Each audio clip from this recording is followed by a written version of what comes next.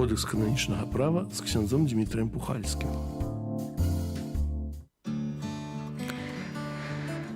Хвала Христу, паважаныя радыёслухачы і ютуб-гледачы. Не забывайцеся, калі ласка, пакідаць каментары, калі глядзіце гэтую трансляцыю на ютубе онлайн ці ў запісе. Каментары пакідаюць шмат, пытанняў дасылаюць шмат. Яны патрошку збіраюцца, тым больш, што ў мінулы тыдзень мы не мелі эфіру з розных прычын, і вось цяпер ён зноў тут. Да нас дайшлі ажно 7 пытанняў, і я спадзяюся, ксёндз Дмітрый адкажа на іх усе. Хвала Христу, ксёндз Дмітрый. Хвала навекі, таксама спадзяюся, што буду ведаць адказы на тыя пытанні, якія даслалі радыёслухачы. Так, ну, напэўна, тады з іх проста і пачнем.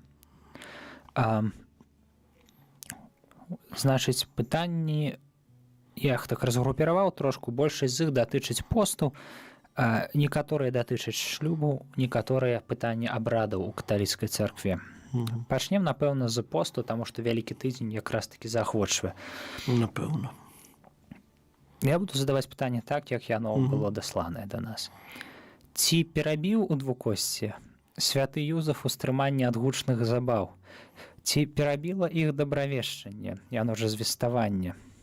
А што наконт нядзель падчас вялікага посту?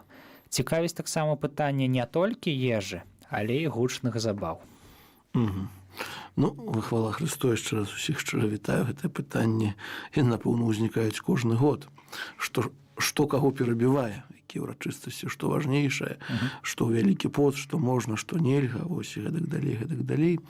Вось, напэўна, ну, тут адразу скажу такую рэч, што настаўленне, які чалавек мае на вялікі пост, ну, альбо ёсць, альбо яго няма. Бо часта, можа быць, сапраўды, чалавек робіцца нейкія пастановы, пасля шукае нейкія фурткі, як бы гэтая пастанова, які дзень, што можна зрабіць, і дзе што можна ўхапіць. Але нікого не вінавачваю, там такая чалавечая натура, такія мы ёсць. Калі глядзець з пункту гледжання, то, конечно, ўжо больш, скажем так, літургісты, напэўна, павінны этим займацца, але паколькі кодекс таксама гаворыць аб абавязковых урачыстасцях, днях і часах пакуты, я таксама на гэтую тэму некалькі слоў скажу. Да, як вядома, вялікі пост, ён трывае па пяльцовай серады, пачынае. Вось, але яшчэ у старажытных кнігах першых, зараз не ўспомню, дзе, бо так адразу не скажу, у першых стагоддзях хрысціянства была такая запіс, быў такі запіс. Той, хто пасціць у нядзелю, анатема сіт. О, класна. Чаму? Таму, што не разумее сэнсу хрысціянства. А гэта анафема не знята? Не, спокойно, не переживайте. Это уже много іншых документов пасля гэта было. Я не упэўнены, што эта норма вайшла ў дэкрэт Гарцыяна. Нават не скажу зараз просто то, што вывучаючы права, вывучаючы крыніцы права, дзесьці гэта прыходзіла, я памятаю добра, што гэта вывучалася, і я яшчэ правяраў, ці добра я ператлумачыў з лацінскай мовы то, што напісана. Вось. Да, то есть поэтому нядзеля сама па сабе, нават нядзеля вялікага посту, конечно, она мае свой характар, вось, але тым не менш, кожную нядзелю мы святкуем Пасху. Да, то есть кожную нядзелю мы вспоминаем таямніцу воскресения Иисуса Христа. Вось поэтому, конечно, что у нядзелю, неделя заўсёды урачыстасць, тое самае, як урачыстасць святога Юзафа. Гэта урачыстасць абавязковая, нагадаю, то есть яна ўваходзіць у пералік гэтых 10 урачыстасцяў, вось, у якія трэба кожнаму верніку быць на святой мшы, устрымацца па магчымасці ад выканання абавязковай працы, вось, і то есть этот дзень таксама святочны. Вось, ён на пэўным сэнсе заўсёды вылучаецца, альбо як быў ужыты ў пытанні тэрмін перабівае вялікі пост. У гэты дзень можна і гучныя забавы, можна і нават вяселле рабіць. Канешне, гэта, мы разумеем, што час вялікага посту. То есть чыста праўна, з праўнага пункту гледжання, напэўна, можна, але другое пытанне, ці варта. Таксама благавешчанне, то добравешчанне альбо звеставанне Пана, яно фармальна не ўваходзіць у пералік абавязковых урачыстасцяў. То есть у гэты дзень, скажем так, няма абавязку быць на святой мшы, але гэта таксама урачыстасць. Таксама урачыстасць, ранг гэтага дня такі вялікі, вось, што ён таксама, калі можна ўжыць слово, перабівае, бо калі, напрыклад, урачыстасць будзе ў пятніцу, посту не будзе. Вось, поэтому, ну, яшчэ раз паўтаруся, гэта такія чыста лазеечкі, якія часамі можна ўжыць, нельга ўжываць. То есть, але ўсё ж такі мы памятаем перыяд Вялікага посту, ён павінен нас рыхтаваць. Да. Ну, і задам ад сябе такое удакладняючае пытанне літургічнае, але нягледзячы на тое, што як бы пост прыпыняецца ў любую нядзелю і ў любую урачыстасць такога плана, то алілуя на імшы ўсё адно не спяваецца. Не. Ясно. Поэтому кажу, это такой вот трошки, можа, двухбаковый, то есть это все-таки перыяд Великого посту. Недели так само Великого посту, бо кожную неделю Великого посту мае свою, калі мы уже у літургіку закранули свою тематику, да, заўсёды першая неделя это спокушение Езуса, другая это перамянение Пана, пасля там уже делятся по годам АБЦ, вось, но тым не менш такие Евангелия фундаментальные читаются, вось, тым не менш, как все-таки людей подрыхтовать, да, свята Пасхи. Ясно. І другое пытанне, і трэцяе, оно будзе таксама падобнае. Ці трэба ўстрымлівацца ад працы ў неабавязковай урачыстасці, у святы, у літургічныя ўспаміны? Не, у гэтай дні не трэба ўстрымлівацца ад працы. Вось, ну, зноў-такі, у якім...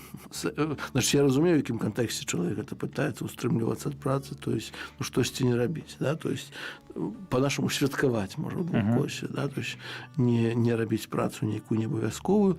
Касцёл нас захвочвае да ўстрымання гэтых працаў у абавязковай урачыстасці, то есть, нядзеля і ўсе абавязковыя урачыстасці. Значыць, чыста тэарэтычна можна нават на звеставаннях працаваць. Так, на звеставанні можна працаваць. Вот і не абавязковая урачыстасць. Вось, хаця, яшчэ як я быў малы, я думаю, што многія старэйшыя людзі кажуць, звеставанне такая урачыстасць, што нават птушка гнезда не вее, гэтак далей. Вось, понятно, тут таксама, калі хтосьці дзень будзе святкаваць не працуючы, мае такую магчымасць, што дзякуй Пану Богу.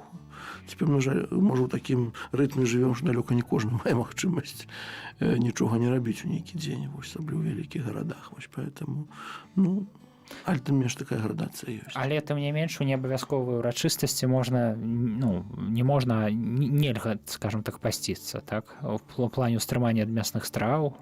Ну, не то, што нельга, цяпер кажу, той норм, про якую я ўспомню пачатку, і цяпер няма. То есть цяпер людзі, толькі зноў-такі, чым мы разумеем сэнс нядзелі. Все-таки, каб мы памяталі, што нядзеля, то ўсё ж такі ўваскрасенне. Мы святкуем, як бы там не было, нядзеля заўсёды застаецца нядзеля. Ага, а наконт святаў ды ўспамінаў? Не, ну, то есть няма ніякіх. Окей. То есть, каб мы разумелі, што літургічнае свята зусім не тое, што называем свята, можа, так у нашай штодзённасці. Бо калі б усе літургічныя святы мы нічога не рабілі, не працавалі, далёка не пайшлі, потому што у ранге літургічных святаў знаходзяцца ўспаміны, ну, ўспаміны святы ўсіх апосталаў, кроме Барнабы, бо ён не ўваходзіў першую, так. Таксама многія святы апекуноў Еўропы, апекуноў там нашай краіны, гэтак далей. І на ўсё Міхала Арханёла, ўсё на ў рангу свята, калі мы гэта ўсе не будзем святкаваць іх святочнае, да, і нічога не будзем рабіць, ну, то трошкі замнога адпачынку хіба будзе. Ну, пра ўспаміны я тады і не буду удакладняць, тут відавочна, што, напэўна. Але нам зададзена пытанне наконт успаміну, і оно вельмі цікавае.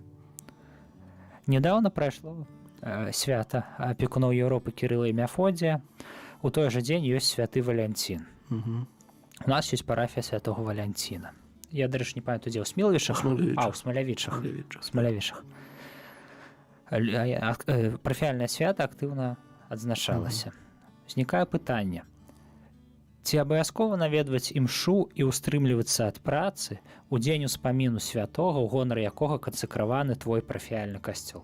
Добрае пытанне, сапраўды пытанне добрае і традыцыйна, паўтаруся, традыцыйна у многіх парафіях вось эта ўрачыстасць тытула касцёла, яна сапраўды з'яўляецца вялікім святам, і людзі ўстрымліваюцца ад выканання абавязковай працы. Яшчэ як я быў маленькі, памятаю, ну, моя бабуля жыла недалёка, ну, соседняя парафія ад Буцлаўская, скажем, так, вось, і заўсёды казала, у Буцлаве 2 ліпеня нават кароў не выганялі, да, то есть такое было ўсё ж такі, хаця па сутнасці ва ўсёй краіне не было такого рангу урачыстасці тады яшчэ, вось, і таксама у нашай дыяцэзе цяпер яна ёсць, вось, але зноў-такі это не тая урачыстасць абавязковая, як мы яе называем, да, то есть працаваць можна 2 ліпеня.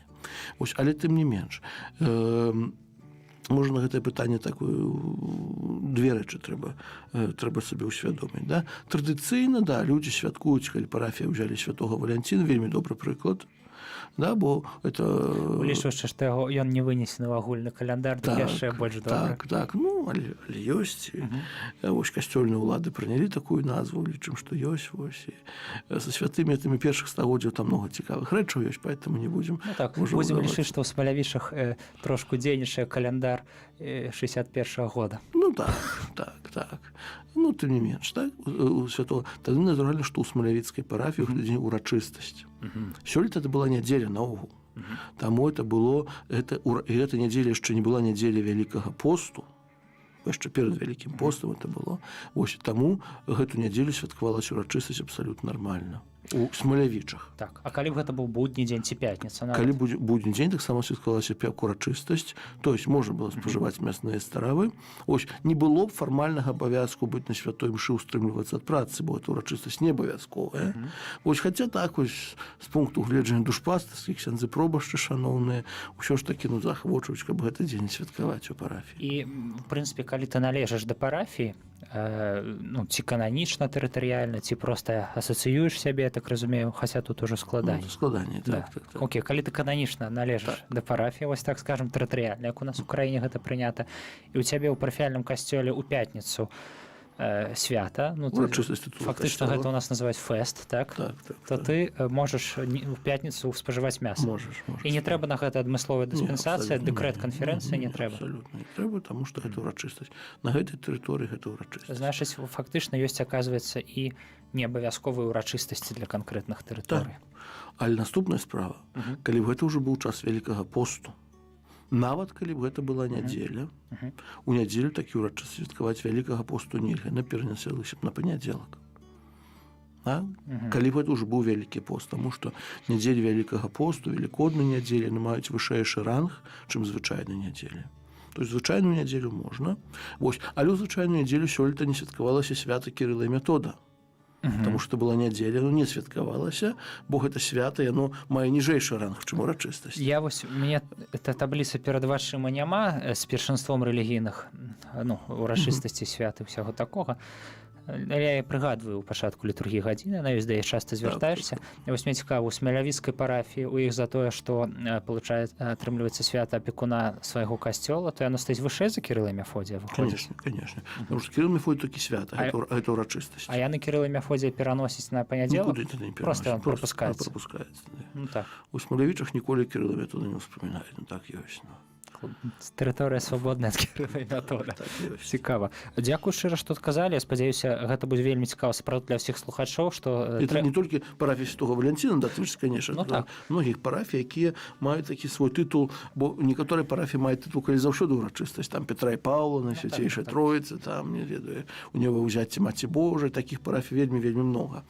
Вось, ну, але ёсць такія парафіі некага святога, які, можа, нават не ўзгадваецца, скажам так. Яшчэ, ну, у рымскім календары не ведаюць, такі ёсць яшчэ. У нас у гэтым, у Ваўручы парафія, я не памятаю, як яна называецца. У нас в Уручы две парафіі. Вось, одна Уручы, это святого Андрэя Апостола, Леапольда Богдана Мандзіча. Хацеў якраз задаць пытанне ўжо ад мяне асабіста, калі мы абмяркоўваем. На сайце Католік.бай менавіта такая назва даецца поўная. Хіба касцёл можна кансакраваць у гонар гэтых дзвюх асоб адначасова? Ну, наогул касцёл павінен быць кансакраваны кагосьці аднаго цяпер, адзін тытул ёсць. Ну, але ж да кансакрацыі касцёла. А калі ў іх парафіяльнае свята ў абодва дні? Абодва тады. У абодва. Не, значыць, пакуль што яшчэ нікалі няма, у касцёла няма. Бо заўсёды адпуст, што мы кажам, ён звязаны з касцёлам, не з парафіяй. З касцёлам. Менавіта тытул касцёла. Вось, а не парафіі. Поэтому, калі будзе касцёл, тады, можа, будзем казаць пра адпуст. Цікава. Але які такім юрыдызмам трэба займацца, які з 2 дзён канкрэтна? Напрыклад, ёсць яшчэ парафія ў Серабранцы, як жа Яна Евангелісты, Максіміліана Марыя Кольба. У Серабранцы толькі ў Акунцаўшчыне, ясна, справа так. Самае цікавае, што я думаю, што шаноўны ксёндз пробашчай парафіі на мяне пакрыўдзіцца, яна так нідзе не называецца. Афіцыйна называецца парафія Яна Евангеліста. Значыць, тут ужо Католік.бай трошку памыляецца, скажам мякка.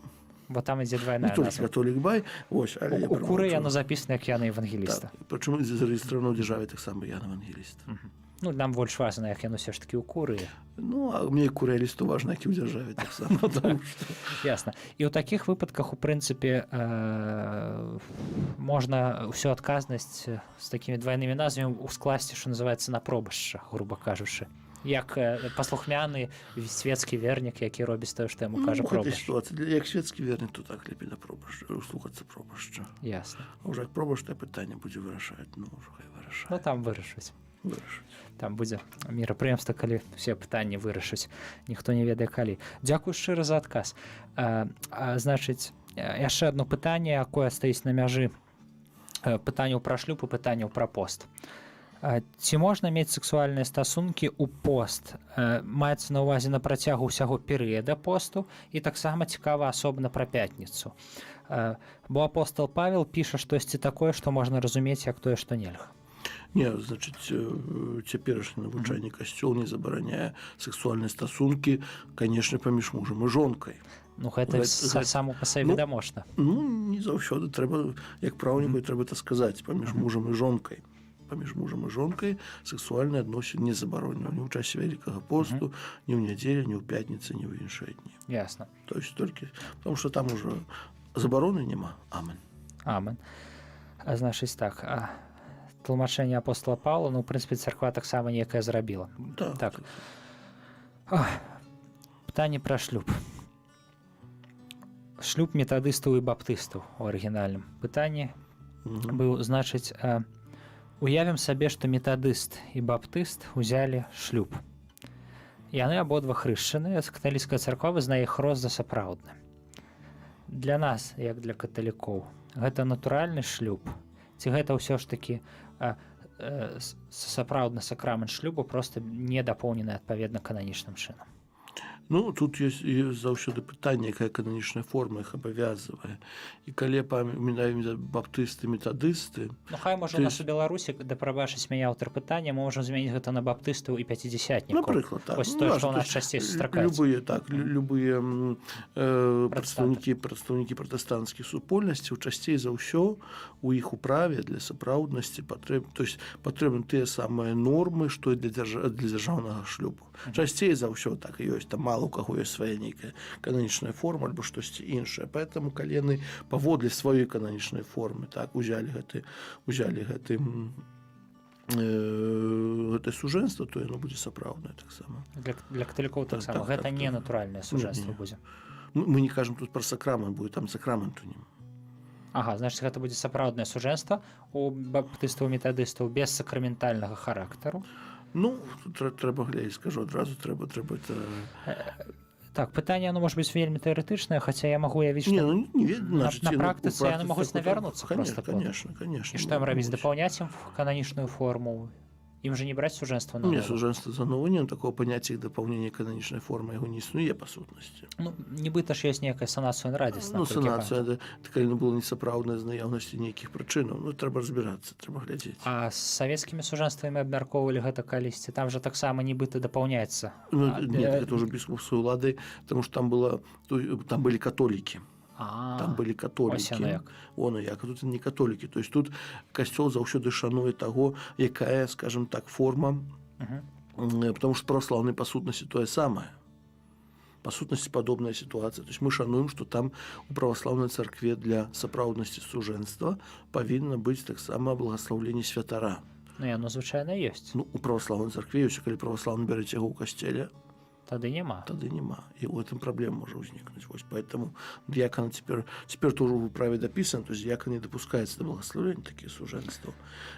Для методистов, для протестантов, скажем, наогул, коли там у своей каноничной форме у их нема наогул ніякого благословения, хутчэй за ўсё.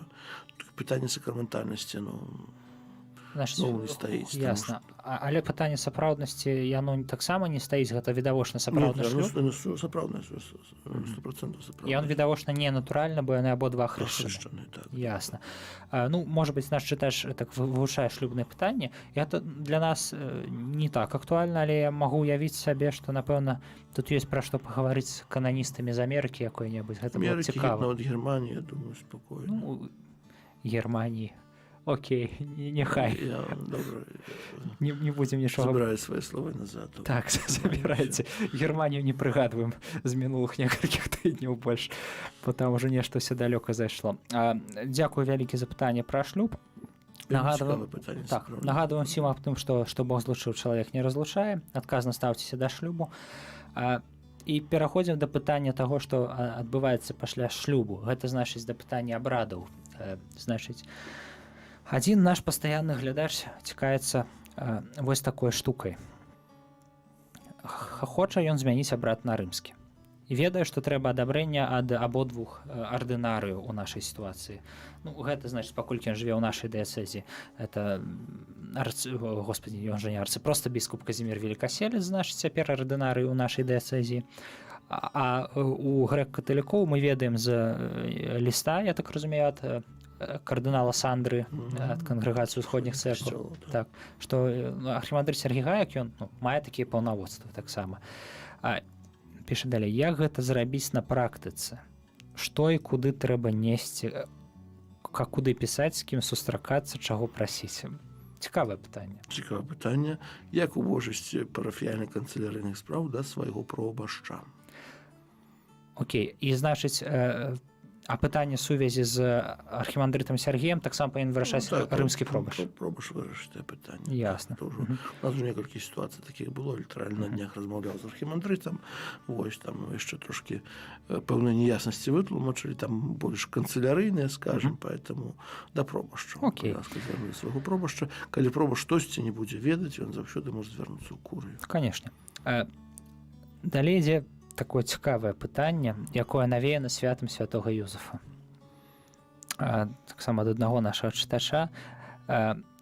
Значыць, абрадавая прыналежнасць лічыцца па біялагічным таце ці па айчыму, калі тата біялагічны сышоў з сям'і, калі ён быў яшчэ зусім маленькі.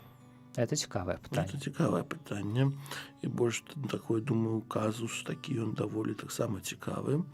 Вось чаму? Таму што ўсё ж такі права заўсёды гаворыць пра бацьку. Ну і скажу так, лацінскае права гаворыць аб бацьку, так, які, ну скажем так, з'яўляецца біялагічным бацькам дзіцяці заўсёды. А это значэнне слова такое, ці там ёсць каментары? Каментары, ну, нема па сутнасці ў гэтым каментары, таму што права не разглядае сітуацыю, што ёсць. Альбо тады як бацькі няма, ды маці адзіночка, тады па маці ідзець. Але бацька ёсць. Але бацька ёсць. Проста ён не зусім з сям'ёй, скажам так. Ну, але ты бацька. Ага, па-біялагічным. Біялагічны бацька. Проста святы Юзаф чаму навеяў, я пра гэта таксама думаў, бо святого Юзафа часта называюць бацькам пана нашага. Хаця ён хутчэй айчым, скажам так. Так, айчым. Вось гэта пытанне мяне таксама зацікавіла цяпер. Я, можа, каб пагляджу, пачытаю каментарыі лепш. Все-таки, бо я 100% не ўпэўнены, адразу скажу. Все-таки у дакумента заўсёды кажа бацька, да, бацька дзіцяці. Ну, конечно, маецца на ўвазе бацька біялагічны. Вось. Калі дзіця ўсыноўлена, тады да, тады паўсыноўлена, так і тады, але калі тут адна маці і адзін бацька усынавіцель атрымоўваецца, тады... Паглядзіце, калі не цяжка, бо гэта сапраўды цікава. І гэта стварае канкрэтна ў нашай беларускай сітуацыі цікавыя абрадавыя казусы. Так, могуць быць. Так, хто-небудзь там які-небудзь з праваслаўнай сям'і кінуў бацька, яна ажанілася з Рыма каталікоў пабожным, які ўзяў жанчыну з дзіцём, выхаў яго ў каталіцкай веры. Праблем не будзе з нейкі пробаш, не будзе зрабіць праблем. Захоча... Яго потым всплываюць пытанні са шлюбам праз шмат гадоў. Ну... Могуць, конечно, вось, не думаю, што... Ну, гэта, скажу так, больш тэорыі права, але пытанне цікавае. Мы абяцаем нашаму слухачу, што... Пастараемся знайсці, не абяцаем, але пакуль што папярэдні адказ па біялагічным. Па біялагічным. Выдатна. Так, ну, цяпер вяртаемся да тэмы пакаранняў, што асабліва актуальна для нашых слухачоў, якія сочаць за сітуацыю ў Аўстрыі, за сітуацыю ў Германіі. Памолімся, захочу ўсіх да малітвы за вырашэнне тых праблем, якія там зараз адбываюцца з касцёлам, і пяройдзем якраз такі да касцёльных пакаранняў, якія, можа быць, хто ведае, калі пажывем, можа быць, мы праз нейкі час пабачым, як гэта працуе на практыцы ў дачыненні да тых тэрыторый. Паглядзім. Ну, я не думаю, што там нешта будзе. Думаеце, не будзе? Не.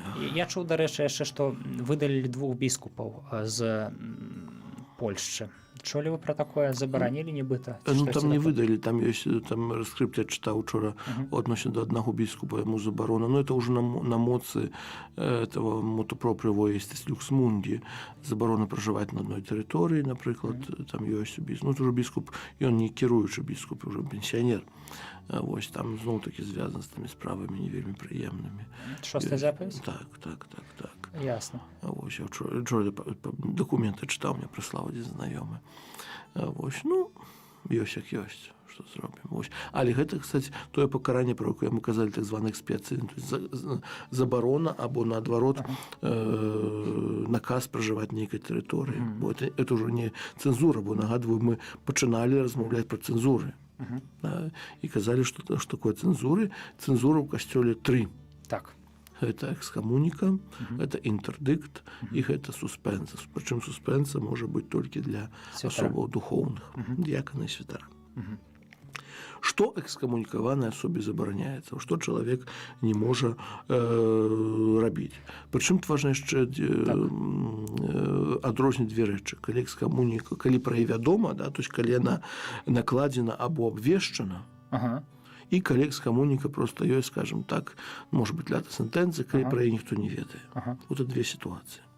Першая сітуацыя, калі наогул экскамуніка, вот такая лята сентэнцыя ёсць, чалавек у карах касцёльных, а пра гэтым больше ніхто не ведае, ведае сам чалавек, можа быць, там святар, кому ён расказаў, ну, але, скажем, это астаецца на форум такім унутраным. Да? То есть экскамунікаванай асобе забараняецца што? Прымаць усялякі ўдзел служэння ў цэлебрацыі эўхарыстычнай ахвяры і любых іншых культавых цырымоніях. Яму нельга маліцца ружанец нават. Удзел публічна? Удзел служэння. Служэння? Удзел служэння у цэлебрацыі эўхарыстычнай ахвяры і іншых культавых цырымоніях. Да, то есть не можа служыць. Толькі як цэлебрант? Як цэлебрант. Гэта не тычыць міністрантаў, акалітаў, чытальнікаў? Ці тычыць? Па сутнасці павінна тычыць таксама. Вот ўсё-такі таксама служэнне. Вось. Такі, значыць, ёсць да лектараў, да акалітаў, тыя функцыі, якія прапісаны ў праве, там ёсць, што яны павінны быць у супольнасці з касцёлам. Вось. Ну, але толькі тут пытанне, што пра гэта хтосьці ведае ці не ведае. Уявім сабе, што ёсць нейкі вельмі разумны пабожны міністрант, які слухае вашыя праграмы, і ён выпадкова, ну як выпадкова, ён ведае, нешта адбылося, ён загнаў сам сябе ў экскамуніку. Яму трэба па-харошаму паведаміць пробашча пра такую сітуацыю? Калі гэта сітуацыя, якая дазваляе, што эту экскамуніку можна зняць святару споведзі, то пайсці да споведзі святара. А ён яшчэ не раскаяўся, таму не можа паспавядацца. Ага, ну не раскаяўся, то лепей не прыходзіць. Только пробаш пра гэта не будзе ведаць. Чаму? Ну, як адкуль пробаш будзе ведаць, калі ён не скажа яму, калі так экскамуніка толькі вось усе. То есть чалавек штосьці зрабіў, нікому пра гэта не кажаце. Адкуль пробаш будзе ведаць? Ну, пробаш спытаецца, чаму ты не прыходзіш на імшу прыслугоўваць? А найдзеш, што сказаць. Ну, ладно. Так, але, в прынцыпе, там напісана пра служэнне. Удзел служэння, так. І далей цэлебраваць сакраменты, сакраменталі і прыймаць сакраменты. То есть цэлебраваць сакраменты, цэлебраваць сакраменталі і прымаць сакраменты. Пагроза смерці вызваляе ад гэтага? Пагроза смерці ад цяго вызваляе. Ясна. Значыць, калі я пад экскамунікай я бачу ДТЗ і хачу ахрысціць чалавека яшчэ жывога, я маю, в прынцыпе, права гэта зрабіць. Ясна. Ну, то есть, але асобе экскамунікаванай забаронена вось усялякія такія рэчы. А што наконт сакраменталей і набажэнстваў такіх, якія не маюць еўхарыстычнага характару? Ну, вось, напрыклад, ружанцовае кола. Такі чалавек можа на яго хадзіць ці не? Ну, хадзіць можа, толькі не можа цэлебраваць сакраменталіі. А в сакраменталі ёсць цэлебрант, калі яны калектыўныя? Ну, ёсць сакрамент. Адмаўляе ружанцы, не сакраменталія. Ну, гэта малітва проста. Малітва такая проста будзе. Напрыклад, благаслаўленне там чагосьці. Калі святар, напрыклад, не можа благаслаўляць там крыжы ці ваду свянцоную, ці зараз вялікая субота ідзе, не можа яйкі благаслаўляць. Па сутнасці. Цікава. Вот. Далей, што яшчэ не можа скамунікаваная асоба? Выконваць любыя касцёльныя пасады, служэнні і абавязкі, а таксама ажыццяўляць акты ўлады кіравання. Нават на ўзроўні пробашча. Пробаш не з'яўляецца, не мае такой улады спакойна. І не мае ўлады кіравання, так? Пробаш не мае ўлады кіравання. Ардынарый мае ўладу кіравання. Экскамунікаваны біскуп, значыць. Так, экскамунікаваны біскуп. Да? То есть у любые касцёльныя пасады, то есть выконваць любыя касцёльныя пасады, то есть пробаш таксама не можа бы выконваць пасаду пробашча. А, дарэчы, гэта можа быць і святар, калі, напрыклад, ён адміністратар апостальскі на нейкай тэрыторыі. Так, любыя касцёльныя пасады. Вось. Ну, это такое ситуация. Ён не можа іх выконваць, ён з іх зняты самім фактам. Не можа іх выконваць пакуль што. То значыць, ён на пасадзе застаецца, пакуль не абвешчана. Пакуль это ўсё не абвешчана. Пакуль это ўсё таямніца. Але калі экскамуніка накладзена або абвешчана, бо таксама біскуп можа сваім дэкрэтам накласці экскамуніку на кагосьці. Да? Напрыклад, бо мы так кажам экскамуніка і здаецца штосьці далёкае, незразумелае. Экскамуніку можа папасці чалавек, які, напрыклад, не прымае, ну, альбо, скажем так, пападае ў схізму, да, сваімі выказваннямі, так, альбо сам не прызнае святога айца кіраўніком касцёла, альбо захвочвае іншых вернікаў, ось не лічыць святога айца сапраўдным папам, напрыклад. Гэта маецца на ўвазе схізма любая. Я маю на ўвазе як супраць самога інстытута, так і супраць канкрэтнай асобы. Так. Бо любы папа лічыцца сапраўдным, пакуль кампетэнтная касцёльная ўлада не абвесціла, што ён быў антыпапам. Але гэта робіцца заўсёды рэтраспектыўна, таму, ў прынцыпе, на практыцы любы папа робіцца сапраўдным. Поэтому такія сітуацыі могуць быць, калі чалавек сам сябе ў касцёльнае пакаранне уведзе, поэтому эта ситуация такая таксама можа быць неадназначна. Але так, просто каб мелі на ўвазе. Да, значыць, сэдавакантызм вядзе да экскамунікі. Вядзе, і не толькі сэдавакантызм. Іншыя рэчы. Але вось, дык што, калі экскамуніка была абвешчана або накладзена, што тады? Тады такі чалавек павінен быць выдалены, калі ён парушыць прадпісанне вот таго першага, да, што забараняецца ўсялякі ўдзел служэння, эўхарыстычнай ахвяры і іншых. То есть, калі хтосьці ўбачыць, што это святар, якому аб'яўлена экскамуніка, ён служыць, напрыклад, святую імшу, то святая імша павінна быць выдалены адтуль, ось, альбо літургічнае дзеянне павінна быць скончана, спынена, вось, ну, пакуль сітуацыя не вырашыцца. На сярэдзіне проста? Так. А калі ўжо кансакрацыя адбылася? Трудно. Цікава, слушайте, хаця наконт яшчэ святога айца, так? Тут вельмі важнае пытанне, таму што, ну, скажем так, адзін раз у мяне нават такое пыталі. Святы айцец, так? Ну, ён святы толькі па тытуле, як і кожны чалавек, ён грэшны, ён мае некаторыя памылкі, так? Плюс да ўсяго там ёсць такі догмат экс-катедра, вельмі важны для каталікоў, які фактычна, што называецца, з аднаго боку бароніць святога айца, а з іншага боку, ну, паказвае, што гэта ўсё ж такі не такі чалавек, якога часам малююць некаторыя нашыя іншыя хрысціяне ў сваіх карыкатурах, які там мае абсалютную ўладу наконт усяго. Дык мне адзін раз пыталі, ці можна трапіць у экскамуніку за паслядоўную метадычную крытыку святога айца, ну, напрыклад, за тыя лініі ў царкве, якія ён праводзіць, палітычныя і духоўныя. Залежыць, якія лініі. Ну, калі, напрыклад, хтосьці лічыць, што яны могуць нашкодзіць вось паўнаце каталіцкай еднасці, вучэння, чамусь яшчэ. Напрыклад, папа можа выказвацца ў пытаннях. Ну, давайте канкрэтны прыклад. Вось зараз выходзіць такі знакаміты сярод пэўнай вузкай аўдыторыі людзей фільм, дзе папа неяк так няўцямна выказваецца пра аднаполыя саюзы, і некаторыя людзі могуць нават зарабіць высновы, што ён не надта так і асуджае. Ну, я пра фільм наогул не казаў бы, это фільмы заўсёды астаюцца фільмамі. Ну, так. Вось, іншая сітуацыя, што папа, напрыклад, можа выказвацца на нейкіх аб нейкіх пытаннях, напрыклад, палітычных пытаннях папа можа выказвацца. Ну, напрыклад. І хтосьці можа з ім згаджацца, можа з ім не згаджацца. Это абсалютна нармальная сітуацыя. Або такая сітуацыя, калі папа выказваецца нешта наконт, напрыклад, веравучэння, але яно некае такое таксама неўцямнае. Ну, вось класічны прыклад Аморис Летыцыя. Яна размытая. і там яе можна трактаваць не вельмі добра, а можна трактаваць і нармальна. І ці можна, скажем так, трапіць пад экскамуніку, калі хтосьці публічна крытыкуе папу за такія рэчы? Экскамуніку можа трапіць толькі калі чалавек, скажем так, попадае в ересь, так званую, аўтаматычна в экскамуніку можна. Аж такой ересь, это упартае пасля прыняцця хросту сумненне ў тых праўдах, у якіх трэба верыць верай Божай каталіцкай. То есть, па сутнасці, тое, што пераказано ў Святым Пісанні, тое, што Касцёл падае як абавязковае давераванне. Такія выказванні папы не падаюцца як абавязковае давераванне. То есть, это і не з'яўляецца догмамі, яны з'яўляюцца... То есть, тоже, па сутнасці, Святое Пісанне і догмы Касцёла. За гэта ў экскамуніку можна трафіць. То есть, грубо кажучы, калі ты крытыкуеш святога Айца, ты, конечно, можаш нашкодзіць. У прынцыпе, напрыклад, можна такім чынам увесці кагосьці у такі стан, што хтосьці накруціцца і будзе лічыць, што святы Айцец несапраўдны. Гэта можа мець, скажем так, негатыўныя наступствы. Гэта можа мець некаторыя іншыя негатыўныя наступствы. Але ў прынцыпе, вось так чыста кананічна, з пункту гледжання пакарання, пад пакаранне ты не трапіш. Аўтаматычна, але заўсёды можа правесці працэс. І вынікам гэтага працэсу можа быць вельмі рознае пакаранне.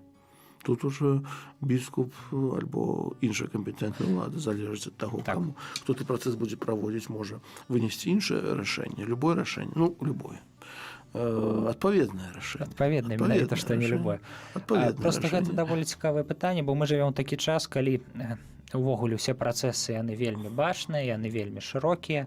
Гэта раней святы Айцец сядзеў дзесьці далёка, і там раз у 70 гадоў ад яго нейкі ліст даходзіў, калі даходзіў своечасова, груба кажучы. А цяпер усе вельмі актыўныя і вельмі шмат заўсёды палітыкі сусветныя замешаны, ёсць розныя групы інтарэсаў, колы, сферы. І трэба адзначыць, што таксама і дакументы святога Айца не ўсім падабаюцца, трэба быць аб'ектыўным, яны бываюць самыя розныя, і напрыклад, з дакументам аб ахове навакольнага асяроддзя таксама не ўсе могуць быць згодныя. Так, абсолютно. Але гэты дакумент датычыць, праўда, веры і маралі. Так, я просто хочу сказаць, што я ніякім чынам не заахвочваю нікога крытыкаваць святога Айца, але такія пытанні сапраўды былі, ці можна за такое трапіць у экскамуніку, напрыклад? У экскамуніку ж аўтаматычна не трафіце за гэта. Пасля пытання, калі ўжо зусім, хтосьці будзе там ўжо зусім прызываць да непаслухмянасці папы, тады могуць. А за што? Пытанне, за што угодно людзі. Не, я маю на ўвазе ёсць касцёльнае пакаранне за, як гэта называецца, ардынарнае непадпарадкаванне. Бо ёсць, напрыклад, аўтаматычная экскамуніка за тое, што я казаў пра ересь там, да? То есть, калі ў тыя праўды, хтось сумняваецца тых праўд, якіх трэба верыць Божай каталіцкай, а ёсць, мы будзем казаць пра гэта, за іншыя, выказванні, альбо тое, што суперечыць навуцы Касцёла, альбо выказваннем папы, тыя праўды, якіх трэба прытрымлівацца, напрыклад. Але там ужо можа быць пакараны справядлівым пакараннем. То есть, там ужо на разгледжанне таго, хто ты працэс будзе праводзіць, біскуп там или конгрэгацыя или гэтых далей. Ясна. Тады, значыць, заахвочваем людзей, якія незадаволеныя палітыкай таго ці іншага папы, выказвацца мякка, далікатна, дбаючы пра веру іншых і так вельмі асцярожна. А тыя, хто лічаць, што, напрыклад, Францішак не папа, а папа цяпер Бенедыкт XVI, на дадзены момант, можна сказаць, знаходзіцца пад экскамунікай. Так. І гэта праўда. І такія, на жаль, ёсць. Ёсць такая група людзей, якія кажуць, што пакуль Бенедыкт XVI жыв, нібыта быў дэфект формулы адрашэння ад папства, груба кажучы. І таму вось папа не той, а гэта. А хто ведае формулу адрашэння ад папства? А там у праве напісана, што гэта павінна быць публічна, ясна і без прымуса. Так і было. Значыць, усе пад экскамунікай, хто не вызнае Францішку папа, а лічыць, што папа Бенедыкт XVI. Гэта цікава. Вяртаемся да экскамунікі. Так, калі накладзена, да? Зараз скажу, сам атрымаю за пытанне. Так. Жартую. Вось, тады, калі ўжо экскамуніка накладзена, то той, пра каго мы казалі, што не павінен ажыццяўляць улады, акты кіравання і далей, то калі экскамуніка абвешчана, то ўсе гэтыя акты з'яўляюцца несапраўднымі. То есть, грубо кажучы, калі біскуп знаходзіцца нейкі біскуп у экскамуніцы, пра гэта ніхто не ведае, ён не павінен ажыццяўляць акты ўлады, ажыццявіў там некага пробашча прызначыў там ці штосьці яшчэ зрабіў. Добра. ніхто пра это не ведаўся, біскуп пакаяўся, да споведзі схадзіў, там, і калі это магчыма, там, калі немагчыма, там, іншым спосабам эту сітуацыю выправіў, окей, пра это ніхто не даведаўся. Але калі гэта ўжо экскамуніка накладзена, публічна пададзена, то любыя акты ўлады кіравання, не знаю, прызначэнне пробашча, не ведаю, дазвол на будову касцёла, там, не ведаю, што яшчэ, Дыспенсы всякія таксама? Усе дыспенсы, усе гэта не сапраўдныя. А калі біскуп потым пайшоў пакаяўся, але ў той перыяд, калі ён знаходзіўся пад экскамунікай? Не сапраўдна, іх трэба ўсе саніраваць. А калі ён не ведае? Павінен ведаць. Біскуп павінен ведаць. Біскуп павінен ведаць, тут мы ўжо не скажам, так. Так, далей, што яшчэ? А ён можа проста саніраваць іх, сапраўды, не выдаючы новыя нейкім актам? Можа, я думаю, што можа. Таксама не можа карыстаць прывілеямі раней ему удзеленымі.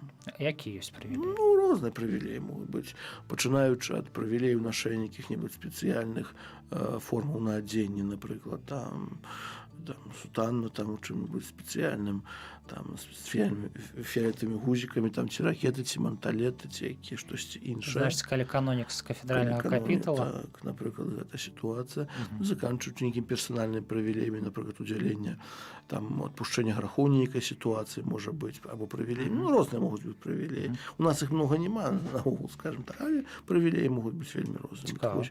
Чалавек, якому накладзена пакаранне альбо вешчы, ён гэтым карыстацца не можа. Таксама ён не можа сапраўдным чынам набыць годнасць, пасаду або іншае служэнне ў касцёле. То есть, калі ўжо штосьці яго было, не можа карыстацца, але таксама пакуль чалавек знаходзіцца ў экскамуніке, яго нельга зрабіць ні канонікам, ні пралатам, ні пробашчам, ні кімсьці іншым. Я, дарэчы, чуў, што папа Францішак скасаваў некаторыя званні пралатаў. Вы чулі пра гэта? Ну, то, што ён не скасаваў, как бы, ну, цяпер званне пралатаў не выдаецца. То есть, можа быць дадзена святарам, які там мінімум 65-го, які закончылі 65-й год жыцця, пасля там некаторыя, якія традыцыйна, там, это все монсеньоры, спрацоўнікі нунцыятураў, гэтак далей. Там штосьці асталося, да, так можна налева-направа не здаюць той годнасці. Просто цяпер цяжэй атрымаць. Цяпер цяжэй атрымаць. І вось калі ты пад экскамунікай, то, груба кажучы, павышэнне, у тым ліку некаторымі проста ганаровымі званнямі, бо, ну, фактычна, што ты дае сутана з фіолетавымі гузікамі? Што дае? Не, ну мы абмяркоўвалі капітул, ён там сапраўды мае статут, мае нейкую маёмасць, так, але тым не менш, усё гэта прыпыняецца, так? Так, то ўсё прыпыняецца. Ясна. І таксама не можа прысвойваць даходы з годнасці, пасады, якога-небудзь іншага служэння, а таксама і аплаты, якую ён атрымліваў у касцёле. Скамунікаваная асоба. Значыць, яшчэ і фінансавы голад. Яшчэ фінансавы. І сакраменталіі нельга адпраўляць. Значыць, за яйкі ахвяру не возьмеш. Вот так. А калі пад экскамунікай парушаюць умовы экскамунікі, мы гэта будзем абмяркоўваць? Яшчэ раз? Калі ён парушае, вось, чалавек пад экскамунікай парушае... Тут ужо працэс павінен быць. Ясна, калі хтосьці даведаецца. А калі не, то Бог яму суддзя. Ну, тады Бог суддзя, ну, але таксама, напрыклад, калі экскамунікам вешаць, то усе акты несапраўдныя будуць. Павінен хтосьці пільнаваць этого. Але сакрамэнты будуць сапраўдныя? Не, сакрамент, он будзе... Эўхарыстыя заўсёды будзе... Пытанне са споведдзю, можа быць. Эўхарыстыя будзе сапраўдна, хрост заўсёды будзе сапраўдна. Вось, намашчэнне хворых, звычайна бяспецы смерці зноў будзе сапраўдна. Вось, тут уже пытанне больш да споведзі. Цікава. І гэта мы экскамуніку абмеркавалі ці яшчэ не? Бо рэжысёр кажа, што час... Па сутнасці так, экскамуніка так. Пасля параўнаем з інтэрдыктам. І яшчэ суспензу не абмеркавалі. Ну, суспензу астатняе будзе. Вельмі цікава. Дзякую, ксёндз Дмітрый. Я ўпэўнены, нашых чытачоў будзе вельмі шмат пытанняў. Цікава, слухайце, гэта вельмі цікавая тэма. Тут яшчэ варта адзначыць, каб трапіць пад усе касцёльныя пакаранні, трэба ад пачатку быць унутры тых частак каталіцкай царквы, якая сама каталіцкая царква вызнае часткамі каталіцкай царквы. Можа быць, я заблытана выказваюся, але, груба кажучы, старакаталіцкая супольнасць, хаця яна і мае такую назву, каталіцкая царква не прызнае яе. У гэтым сэнсе так. Ясна. Дзякую шчыра, чакаем вашыя пытанні, паважаныя слухачы. Перапрашаю, што часам шчакочам вам нервы некаторымі крамольнымі думкамі, але такая тэма, 6-я кніга, такое кананічнае права, і заклікаем усіх захоўваць паўнату каталіцкай веры і слухацца сваіх пастыраў. З Богам. З Богам. Вы слухалі перадачу «Кодекс кананічнага права» з